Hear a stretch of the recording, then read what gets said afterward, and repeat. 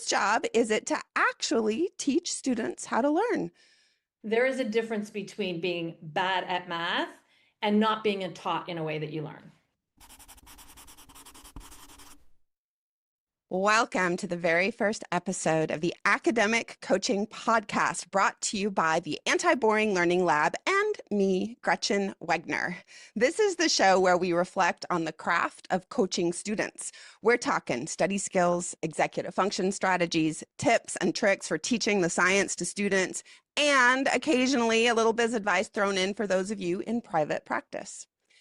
Today's guest, our very first guest, has spent over 25 years in education, teaching everything from preschool to college, and somewhere along the way, she started asking a question that I also love to think about, which is, whose job is it to actually teach students how to learn? Not content, not curriculum, but the skills, the systems, and the habits that make any and all of it stick. So that's what we're going to be talking about today. I am so excited to introduce Susannah Cole. She is an executive function coach, an educational diagnostician, and co-author of Flexible Mindset in Schools. Actually, it's flexible mindsets because there's more than one mindset, I suspect. And so I'm really excited to talk to Susannah. Welcome. I'm so happy to be here. Thanks for Oh, inviting me. so one thing I didn't say in the intro that I just really want to make sure that I say right at the outset is Susannah has been a very long time member of the Anti-Boring Learning Lab and is somebody who I think has more fidelity to what I teach in the anti-boring toolkit than perhaps anybody else besides me, maybe even more than me. So it's very fitting, Susannah, that you are our very first guest on the podcast. Well, I think that it's just because I recognized your brilliance right away. So I knew that when I see something that's good, I was smart enough to grab onto it and then use it and make it my own because you also encouraged us to do that. Which is what I love about you and your work. And we're going to talk about that a little later. But first, I just want to ask you, how are you? I know you've had a whole work day ahead of this recording session. I have, because I live on a little tiny island in the middle of the Atlantic Ocean in the Atlantic time zone in Bermuda, where everybody's day starts after mine. So I've already had a whole morning where I was doing a psychoeducational assessment with a 10-year-old this morning. And so what I knew, all I know before they arrive is basically their name and their age, and usually their school. And so I knew that I was meeting a 10-year-old who was homeschooled. I have not actually assessed someone who was homeschooled before. So when he arrived with his mom and his sister, I could tell right away that his eyes were down. This was not someone who Oh. wanted to be there. I mean, I've greeted so many kids at the door, and I just knew. Eeh. So I reassured him. I said, I know it's a little, I can understand you're a little nervous right now, but I promise it is going to be okay. Let's head upstairs. His mom and sister were going to wait downstairs. They were going to sew in the waiting room, which I Oh, just that's thought so sweet. at their sewing basket. Anyway, Schoolers. yeah. So we went upstairs and I just started, which I always do. I mean, I have it down to a bit of a system at this point. So I'm like, so how come you're here? Do you know why you're here? And he said, because I can't concentrate. And I was like, oh, so I knew he was here because Yeah. he and his parents probably thought he had a little bit of ADHD. We're going to find that out. I said, awesome. Can't wait to get to know your unique brain. I started to ask him some questions and I could just see his eyes welling up. And I was like, oh, I said, what is happening? And he said, I do not trust you. I do not want to answer any of your questions. And by that point, there were full tears streaming down his face. I was like, oh my gosh, it is okay. You are so right. You have literally just met me. You do not know me. You've never been here to this building before. I totally get it if you don't trust me and you need some time. And So the then irony there is he trusts you enough to tell you he doesn't trust you. That is so sweet. and to share those emotions like within Yeah. minutes. Like Well, obviously they Yeah. were so big for him too, right? He Yeah. really didn't want to come. He was scared, very scared of the whole situation. And so I said, well, how about we have two options? One, we can just get started. I don't ask you any more questions. That's totally fine. I don't need to get to know you anymore. We could just get started. Or do you want to play a game? He wanted to play a game. So we played pick up sticks. And boy, do I love pick up sticks because there's really no rules. Everyone, no matter what age you are, you can play. It is so easy for me to let them win, which is not, it's not like I like to really play sometimes too, but he needed a win. Yeah. So it was so fun. And in the end, anyway, he Anyway, he he did got on okay. board and it was just so interesting to me. I'm so glad I have in my past, in my varied history of teaching, I had worked with homeschooled kids Hmm. when I was a child reject director at the Unitarian Church years and years ago.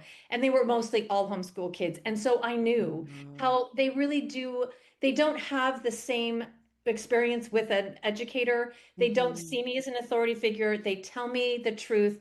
They feel like they can say what they really mean and what they want to say. And I was so glad that I had that in my background because I was like, I think part of me, I don't get him Hmm. fully yet, but Hmm. part of me understood where he was coming from. This isn't his world, what I Yeah, was well, bringing. that's so interesting to even think about that he hasn't learned how to mask in front of adults, educators, because he hasn't had to, because it's mostly likely his mom and other people they may have invited into their home environment. Yep. And it's a Wow. completely different energy and I love it.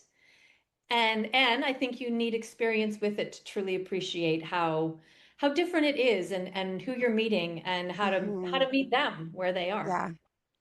Well, in some ways, that's a lovely transition into where I wanted to go next. And I told you before we hit record that I had a surprise for you. We'll see how this goes. This is our very first episode of the Academic Coaching Podcast.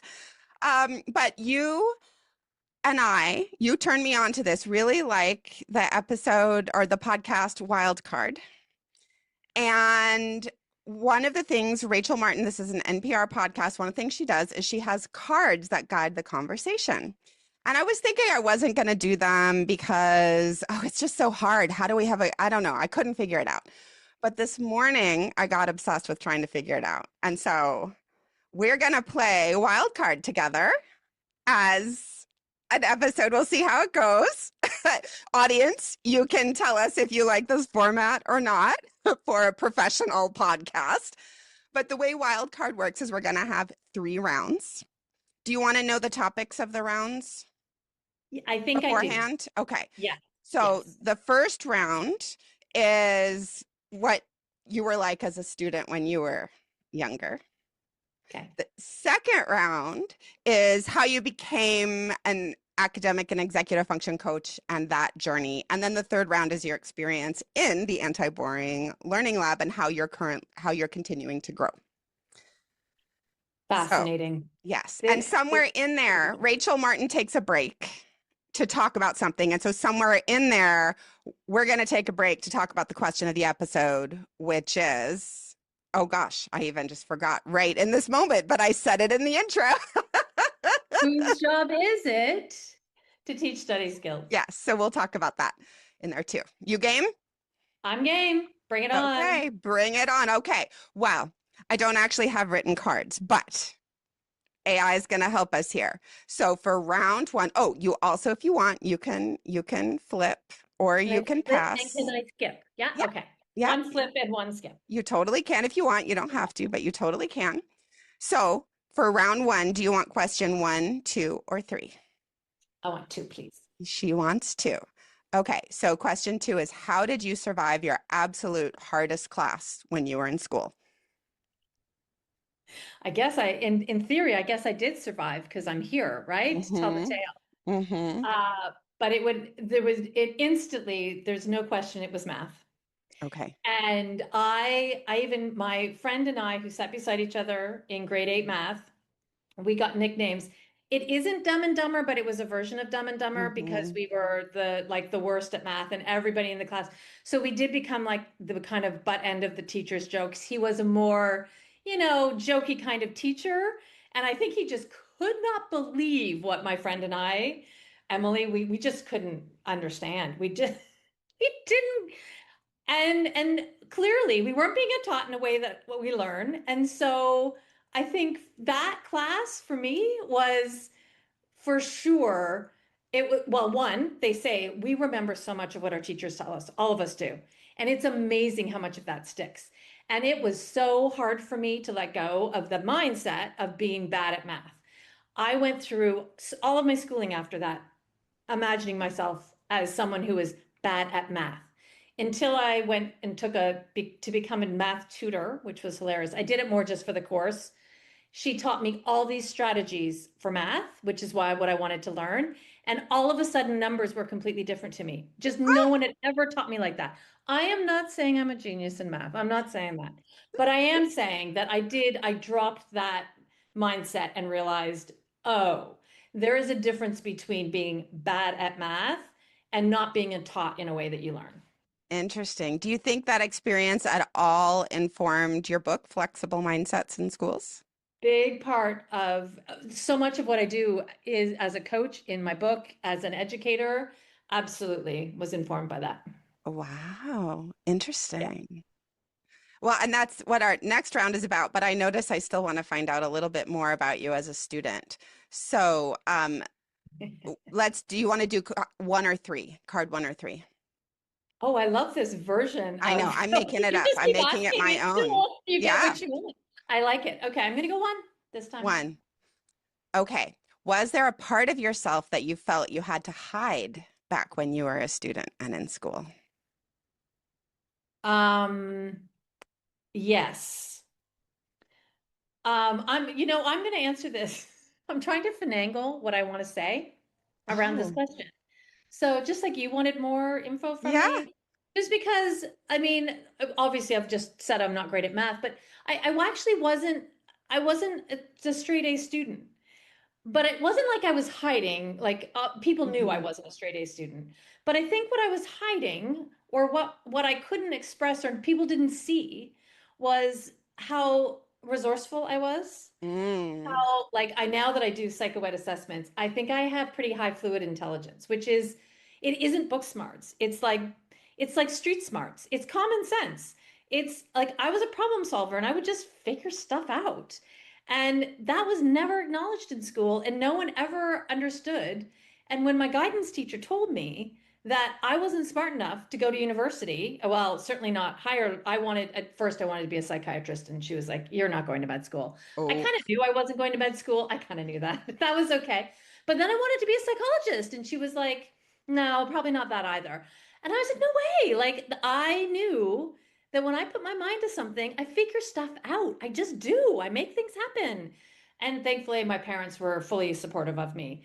But I have now since heard so many stories of people who have not, who had their guidance counselors have yeah. not seen, I hate the word potential, but just for Yeah. ease of understanding results. Their fullest sense of Yes, themselves and their their full, actual strengths.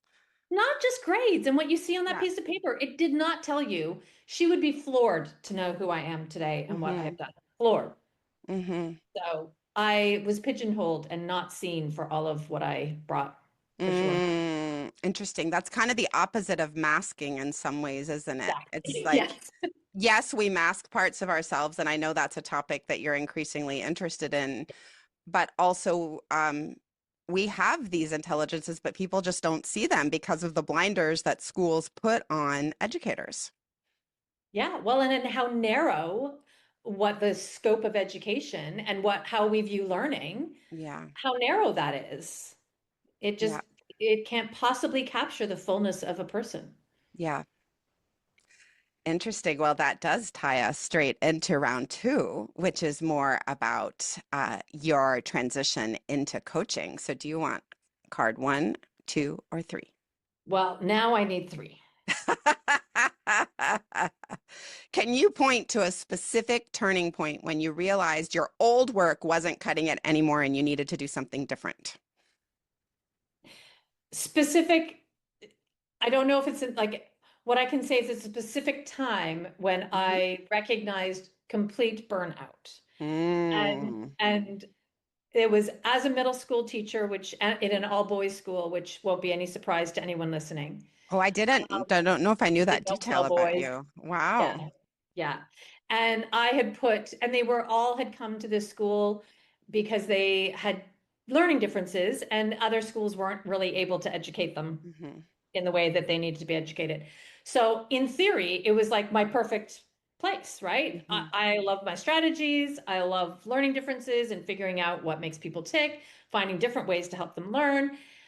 And then you put them all into one classroom with and at middle school age, and then with myself, who had never taught middle school and was never trained to teach middle school, I was in way over my head in so many ways. I was working on overdrive for far too long. And after 2 years Wow. of that, I knew that I was not serving these Mm. students in the way that they needed to be served. And I also knew the school wasn't able to support me to be the kind of teacher that I needed and wanted to be. You So know what? That is so my experience with teaching. I also was at a middle school, and 3 years in, I wasn't fired, but I also wasn't recontracted. And I think a lot of that was the person who hired me changed, like the leadership changed, and the new leadership was not the sort of leadership who believed in really nurturing talent. And I think I was a highly skilled teacher, but I was a bit chaotic with my creativity and the ways that I saw student learning happening. And I really needed mentoring that I wasn't going to get at that school. And I guess, thank goodness, because here I am too. I am very grateful. Yeah, and I am grateful for having had that experience because Yeah. I really can draw from it in the work I do now, but I'm also glad I only did 2 years because it really Yeah. did. I was burned. I was so my nervous system every day. I don't even know how I slept. My nervous Yeah. system was on like high alert every single day. I just could not. Oh, talk about correct. I could not co-regulate with those kids, and that's what they really needed. Hmm. Hmm. So did you transition straight to coaching from that, or what was your journey? Thankfully, I did. I Oh. did because I met my co-author of Flexible Mindsets in School, Julie Uh-huh. Dunstan. She was actually in conversations with the school to try and do a bigger project. And I knew Julie, and so we started having conversations. And so I shared with her how difficult things were and that what I really wanted to do, there was a bit of a mismatch. Hmm. And she's a really talk about needing a mentor. She is a great mentor. She was the one who introduced executive function to me. And she said, "Are you familiar with executive function?" Hmm. And so this was in about 2014, 2015, 2015. And I said, "No, not really." And then she started describing it to me Okay, and I she want to said, pause you for a second, "Yeah, just because it's so fun hearing the connections in our story. We've always known we like each other personally and professionally, yeah, but it's just fun to hear how much we have in common. And before we hear what Julie said, when I first applied for a job that was an academic coaching job, and I didn't know what that meant, the person in the interview said, "Do you know what executive functions are?" And I said, "No, but I'll make it up." And I made it up, and I sounded kind of smart, I guess. Of course, I didn't really know. And she did say, "Well, you are a smarty pants. I can tell that, but please go research executive function and add to what you just made up." So, exactly." Yeah. The overlaps are amazing because mhm, also, yeah, Julie ended up really becoming my mentor in that regard and saying, "This is how you can learn about them. I've got a great place that mhm, and I would like to do it with you." Not that she just was also very interested in executive functions mm, at the time. She knew of my love of strategies. She met me when I mm. first moved to Bermuda, and she knew that that was my big focus. She was also the one who suggested I get trained in how to do psychological assessments, Oh, assessment. So, I mean, I owe a lot of that to her. And she really just she saw what I could do, but she also knew the terrain here in Bermuda and how difficult it was going to be for me to navigate. She did say after that it was hard to watch me, she said, "I knew you had to find your way, but it was also hard to oh, watch." So she always, I think, saw me in my own practice and mhm, not maybe as an executive function coach initially, but as soon as I learned about what executive functions were, I mhm, knew that, yes, this is one of the things that I am passionate about. And it is all, it's so strategy based. And that was always what I was looking in my own life. I'd always found mhm, strategies to help me. And so I mhm, knew that this would be a good fit. And so mhm, that she said, you can do this. You can do this all on your own. You can just be your own boss. And I think you'd be best as your own boss. Mm, And you can run your own executive function coaching. We discussed when I first started, do I call it my executive function coaching? And I think we'll talk about a little bit that later, but yeah. we talked about academic coaching. I was a learning specialist. My business was a learning specialist. That's what I set up first because Hmm. I wanted to do more than just coaching. But Hmm. ultimately, I decided the coaching was specifically for me about executive function coaching. I think people listening might identify with a lot of your story, including the burnout piece. And I am curious, like, what was hard for Julie to watch? Like, what do you think was the hardest? Because I think people might be wondering that question too. Like, were there some mistakes you made, or were there bungles, or like what was so difficult for her to see? I think one of the things that was hard to watch was probably how I wasn't able to shine in a way. Like I think she knew that I had more Ah, in me than I could show, and that I had a principal who wrote me up for insubordination. I was running an autism classroom, and because I had a behavior plan for a student, and the principal came in and completely derailed it. And so I oh, said to the principal, that's not okay. You can't really do that. okay. This is consistency is so important when you're working with kids on the Yeah. spectrum. And the principal went back to her office and wrote me up for insubordination for speaking Wow. back. Wow. And so I think there was moments where Julie was seeing that I was in a system Hmm. that first of all did not get me, that was Hmm. telling me to do less. And she knew that part of that is I see. in Bermuda, I was rocking a boat that Hmm. didn't want to be rocked. And she knew that if I could find my lane, that I could really bring all of myself to it. Hmm. But she's also pretty anti-system. So I think watching me in a system that was holding me back was what Yeah. was really hard for her to witness. Yeah. Yeah. Yeah. And hence the suggestion to be your own self. And I Yes. assume that's been working for you. Never looked back, and now will never, well, never say never. I also believe in that philosophy. I cannot imagine myself ever working for a boss again. Yeah. Yeah, I can't imagine it either for myself. One more question, and then we're going to take our break. I guess this is the question is the transition into our break to talk about the question about whose job is it to teach students about learning Mm. anyway. But we call this the academic coaching podcast. But executive functions, for me, are a very important part of academic coaching, especially the more I learn. It wasn't necessarily back in the day, but now it increasingly is. And for those who don't or haven't yet gotten on the executive function bandwagon, what would you say EFs are? I say it very simply to my students of all ages. Hmm. It is how we get stuff done. Hmm. And on top of that, if I were to say more, because I think for students that really resonates because they know I'm like your teachers, they teach you everything all the information, all the important knowledge you need. They have all of that and share that with you.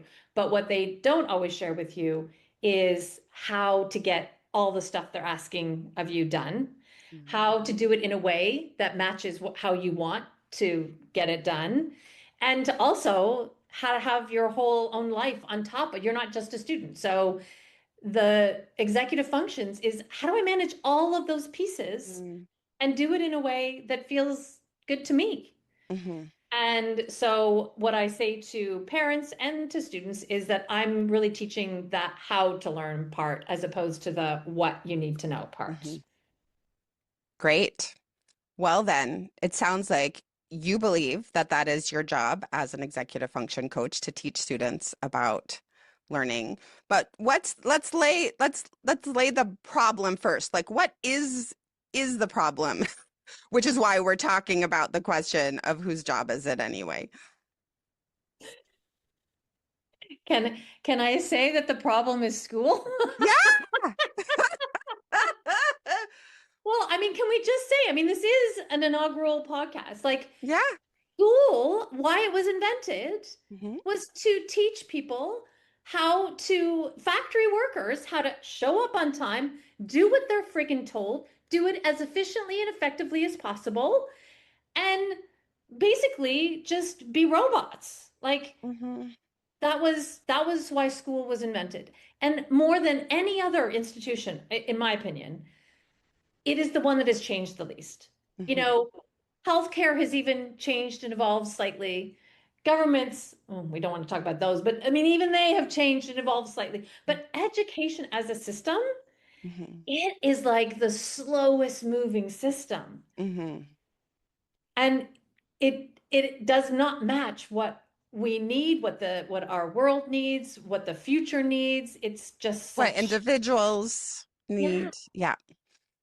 Yeah. Now, it's not a caveat, but just to name, because I think about this sometimes, that the history that you just laid out is the history of schooling in the West, sure. and inside capitalism.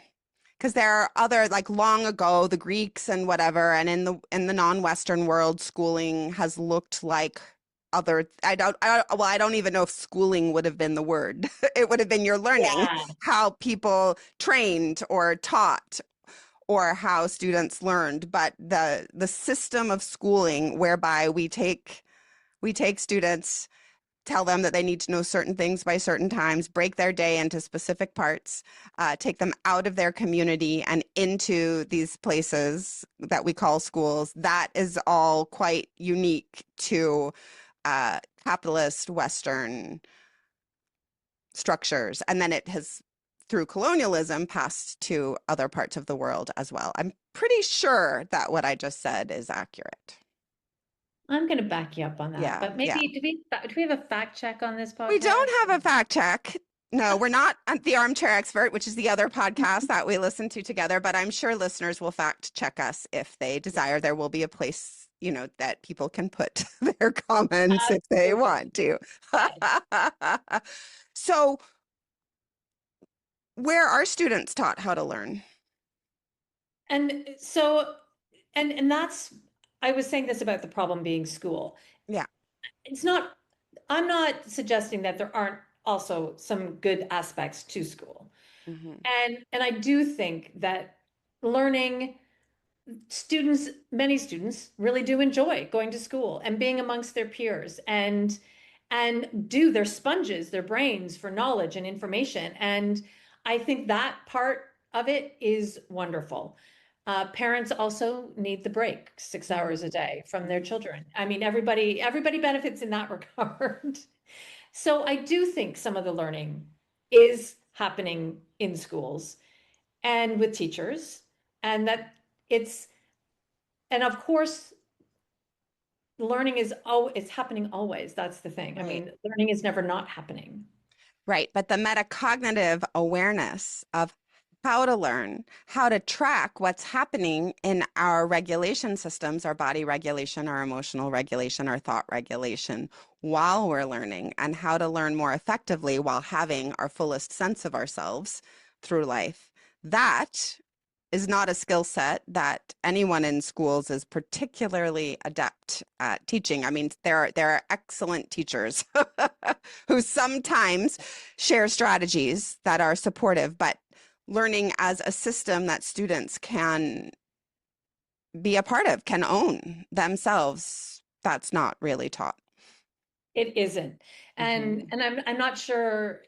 I think this is actually a good place for Yeah. me to make a connection of a recent conversation that I heard between, it was on the Curiosity Shop podcast, with Brene Brown and Adam Grant and Simon Sinek. I mean, you couldn't have three more well-known and vital leaders they're shaping organizations right now. They Right. really are, prominent voices in that field. And she shared from her research a cluster of skills Hmm. that she has identified as the core. She said that there's like, she ended up identifying 38 or something. She said it's such an unwieldy number, but there was a core that she found.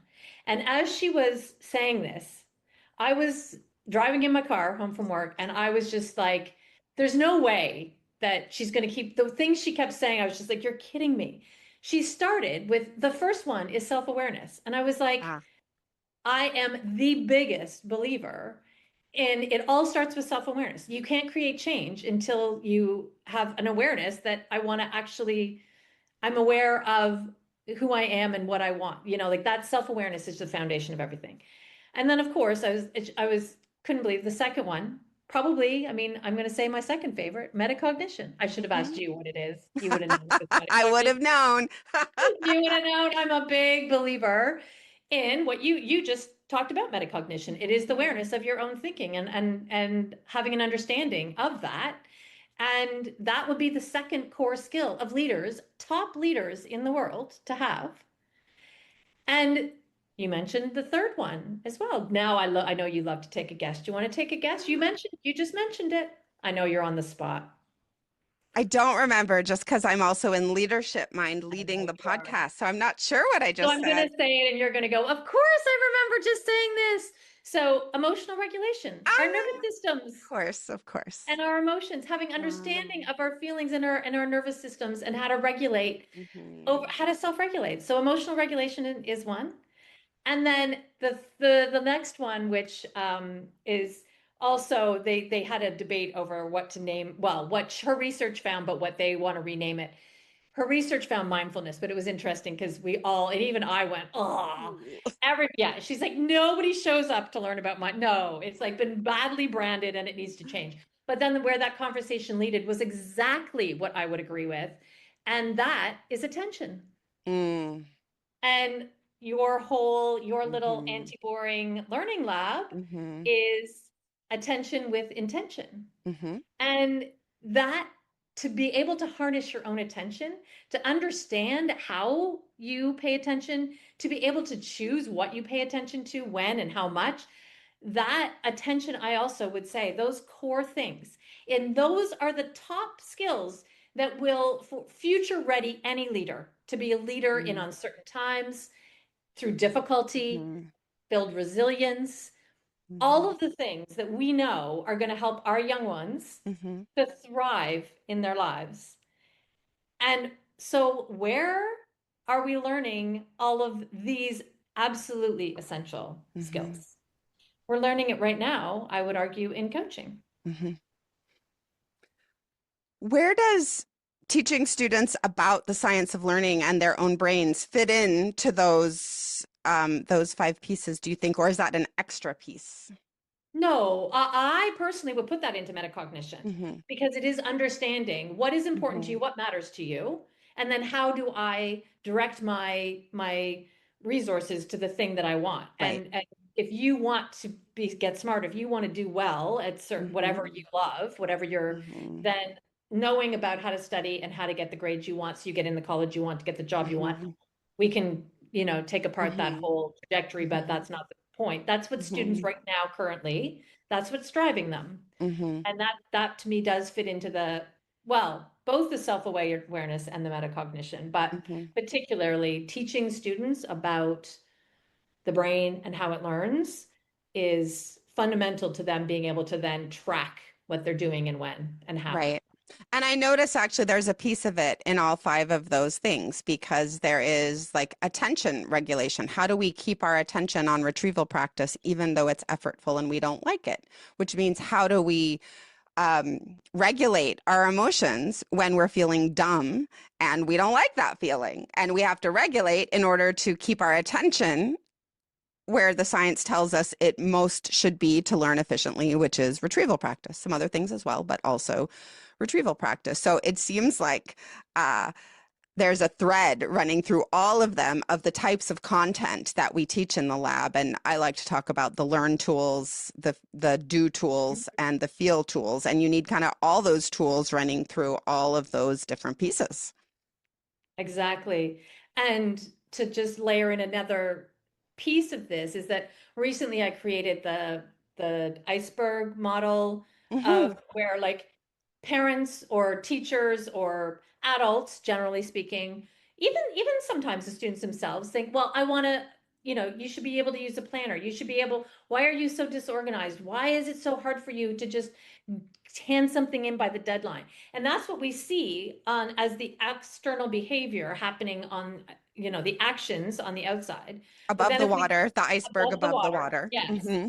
you're right. Yes. And then Hmm. underneath is all these things we just talked about. Hmm. The ability to be self-aware about what I'm doing and who I am, the metacognition to pay attention to what my thinking, the huge emotional regulation, all the executive function skills of Hmm. cognitive flexibility, our working memory, Hmm. all of that is all sitting underneath these wonderful behaviors that we are seeing on Hmm. the surface for students. And it's those are the things that are ultimately going to help them to be happy, well-rounded people in Hmm. life. Well, and I happen to know that this beautiful image of the iceberg is going to be on your brand new website that you're currently working on. By the time the podcast comes out, I think your website will be live. So, will you tell us? Let's have a little commercial for Susannah. Where can people go see that beautiful iceberg image and learn more about you? They can go to theefcoach.com. And so it is THEEFCOACH.com. Great. The Yep. efcoach.com. Check her out. Check out the Flexible Mindsets in Schools book. Um, I do know Susannah is quite full with clients, but you never know if you're a parent listening or if you're a coach and want to refer Susannah, please feel free to send folks to that website. Always happy to have referrals. Yes. So, okay, now I think it's time to transition ourselves into round three,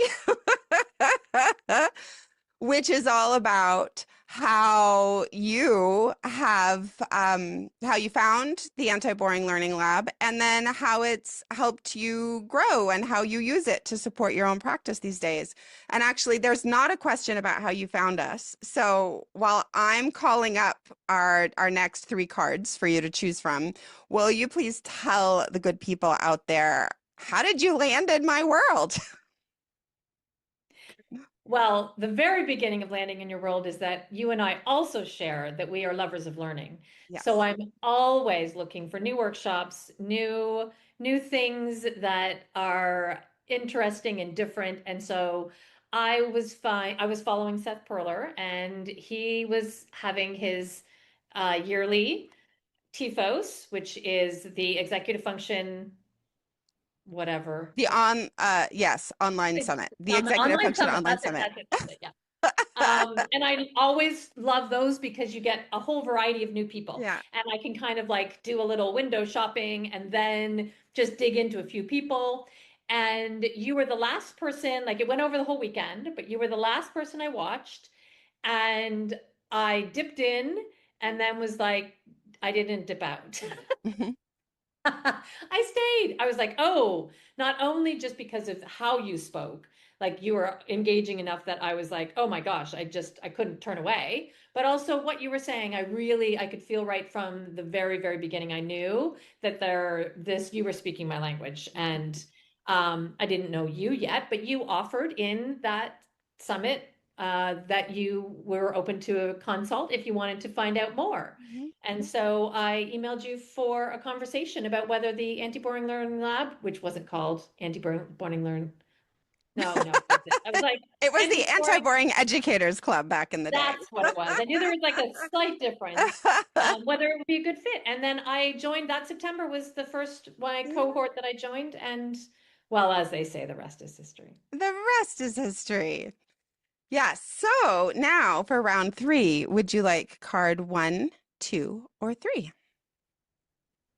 Fun. One. Okay.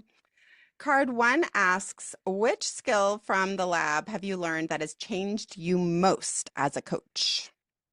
Oh, picking one is not easy, but I Well, do have a fave. I have a fave. you have a favorite. Okay, yeah, you could list others too, but tell us your fave. Well, we don't have all day. Um, the one piece that I felt was really missing from my coaching until I met you was definitely the consent burger. Mm. Uh, I was full of strategies and had been working with students when I met you, and I thoroughly was enjoying the work. What I didn't have was previous coach training. I was a teacher. And so I was a little, when I transitioned into coaching, I was still a bit teacher-ish. Hmm. Yeah, like I'm still not. But anyway, I'm less and less every day. But the consent burger, understanding that inviting people in and having that be an explicit part of any session with a student, it even Yeah. changes. It's not, I mean, that it's changed how I work with students, but it's actually even how it changed how I talk and work, Mm-hmm. not work with, speak with my friends. Understanding that you and asking, do you want some feedback? Are you interested in this? Can I Hmm. share something with you? Hmm. It changes the whole dynamic. I Hmm. couldn't have believed until I actually tried it how much it would change how students were, how open they were Right. to the conversation, how much they were willing to take with them, because simply because there was an invitation, they accepted that invitation, and then we reflected on what it was that they learned. Putting teaching into the, as the burger into the bun, where we invite in and we reflect on what Hmm. you want to take away, just changed my coaching probably more than anything else. And I still think to this day is the magic in Hmm. how you have build a real meaningful relationship with Hmm. students. Well, it's quite beautiful to right now, as you and I are talking, we have a cohort moving through the summer certification program. And one of my joys is reading people's comments about trying the consent burger with their children because I require that people practice teaching the mini lectures, the anti-boring mini lectures to someone in their life.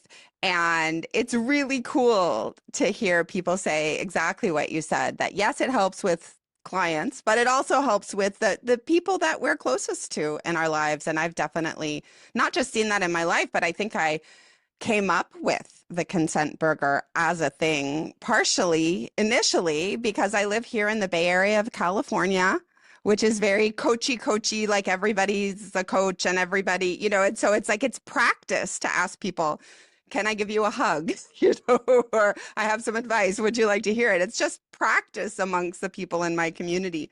And so I noticed that it had transitioned pretty easily into my work with students. And then it did completely transform students' willingness to work with me. And what I didn't say, but is also true, as you were speaking, I realized Mm, it transforms their openness and willingness, but it also helps them own their own learning, mm, which for me is one of the most important things. yes. I don't want to be the holder of any of it. I want students to be empowered to own their own learning Hmm. and their own choices, and that is the foundation of that. Yeah. Beautiful. So much more we could say about that. I do want to say if anybody's listening and you don't know about what the consent burger is, you can head over to antiboringlearninglab.com. There's a freebies page. You can sign up for our free library, and then there's all kinds of information there, including some information about the consent burger. So have fun taking all that in. I do know one of my favorite things about you, Susannah, is that you love to grow and learn, as you just mentioned. And so I know that every year you push yourself to continue growing as a coach. And so now I'm curious, what are the lab, we did this free webinar about the 5 different coaching moves. And I know that one of those moves in particular, you were like, oh my God, I need to get better at that this particular year. Will you share with folks what that is and why? I will. I wonder if we're thinking of the same one because I had two. Oh, you had 2. Well, tell us both. Well, so one's more boring to me than the others. I'll share the boring one first and get it out of the way. Um, well, the boring one is just because it's about sharing the science of learning. Yeah. And I say it's boring because only because I love the science of learning and I share it all the time. And this is kind of connected to the second thing that I want to work on more. But the piece that I thought, oh, you know what I'm not doing, and that would be a nice place of growth for me, is to be able to find specific statistics or facts that support a certain population. For example, I have a lot of early, younger high school boys. And I think a lot of what I share just goes right over Mhm. their head. I'm not really hitting on the right science in the right amount of science that speaks to them. And I do definitely think there's some better little nuggets out there that would really help them to say, oh, yeah, this matters. Right. So when So, you're teaching one of our mini lectures, like the study cycle or the study census or whatever, to arm yourself with some of these facts, more and more of which are coming out every day as the cognitive science grows, so that you can impress them with some dramatic information. or at least something more relevant to them than Hmm. just, which is what's connected to the piece that I'm more excited about working on, Hmm. is how concise I can Yeah. be. And I'm just someone, and it comes with being a teacher and my love of learning and my love of information. And I share too much. And it gets me excited. And I think, oh, but this piece and this piece and this piece, this matters. So let me share it all. And they'll take what I tell myself, oh, they'll take what matters to them with them. But what I think I'm noticing more and more is that in my zest, because it is definitely zest and enthusiasm, I I I overwhelm them so that then into cognitive overload, so that then they really aren't actually able to take the piece that matters most to them. And I recently had an experience in your wonderful retrieval practice of watching a new coach, new-ish coach, deliver a mini lesson from the back in the beginning, how it would be at its essence, in its nutshell. Hmm. And I was reminded, I don't say it like that at all anymore because I layer in all this science into it. And every piece of it has science for me now. And I don't choose based on where I am in my work with the student, based on this particular student and what I think would be Hmm. useful to them. And it was so refreshing just to have a simplified version Hmm. and trust that it's enough. Yeah. And I want more of that. Well, you've been in the lab for how long now? Like 6 years. 8 years, 6 years. So it's about time to sort of go back through and start trimming all the extra that you've Yes. been layering on your own special sauce, which I encourage people to do. And now it's like, oh, what gets trimmed so that you can get back to the essence of what a student needs to hear. And another word from your that I learned from the Andy Boring Learning Lab, which is honed. It's trimmed, but more importantly, even honed. I Hmm. want it to be a little sharper. I don't want it to be everything. I want it to sharpen into what does this particular student in this particular moment need from Hmm. me? Not, and I have, and because I can do so much of the rest of it just off the Hmm. top of my head now, I think that that is something I could get even better Hmm. at as a Uh-huh. coach. Beautiful. Well, I'm just so honored and thrilled that you stay a member in our community and that I get to watch you grow. I get to grow alongside of you. You're one of the biggest cheerleaders for me in the areas that I am wanting to grow in, and I so appreciate having your companionship. I'm aware, speaking of being concise, we should wrap up. But it also suddenly occurred to me Rachel Martin ends the podcast, the Wildcard podcast, by asking for a trip into your memory machine, but I'm going to be more specific here because there is one more thing I want you to talk about. So I'm going to be tricky about how I ask this question. Could you just share a moment in the lab where you have felt the most playful and the most yourself? She's laughing because she... Because I totally know. But yeah, I obviously I feel like I'm wanting to talk about playful practice, which is a very specific practice within the anti-boring learning lab, where we come together to be our most, it's for recovering serious people, which Yes. I own fully. Mhm. And me It too. Total recovering serious person. Yeah, and it almost comes a little bit with being a teacher. Like Hmm. there's a lot wrapped up Hmm. in that. Hmm. And I like to unravel that because I Hmm. do think that there is what I'm trying to focus right now on and find the words for as I'm trying to talk, Gretchen, is what I was just saying to you. Like last week about what playfulness is, because it's Yeah. not about being like I would have thought before I met you that being playful was about being silly. And Hmm. I truly do not believe that For Mhm. me, being playful is being able to be present in the moment and to be with myself and to let my own body and mind do, to be freer within Mhm. myself. It's a freeing up, not a silly game type thing. I mean, we do play games and that does help us to loosen up. But do you remember what I said to you about I the know def what you're referring to, and I yeah, don't remember that. It came from another podcast. You can tell that Susannah and I listen to a lot of podcasts you're and right. share them with each other, but I don't remember the details right now.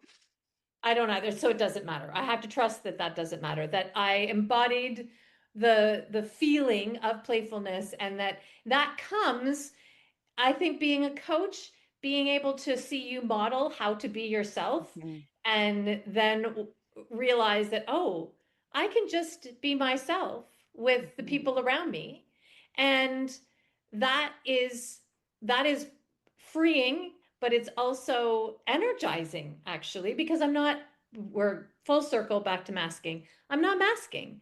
I'm Mhm. just showing up as my best self in that moment, whatever that is on that day or Mhm. in that moment, Mhm. and knowing and trusting that it's okay. And part of the playfulness is even being able to name that, Mhm. oh, you know what, today I'm feeling a little, whatever.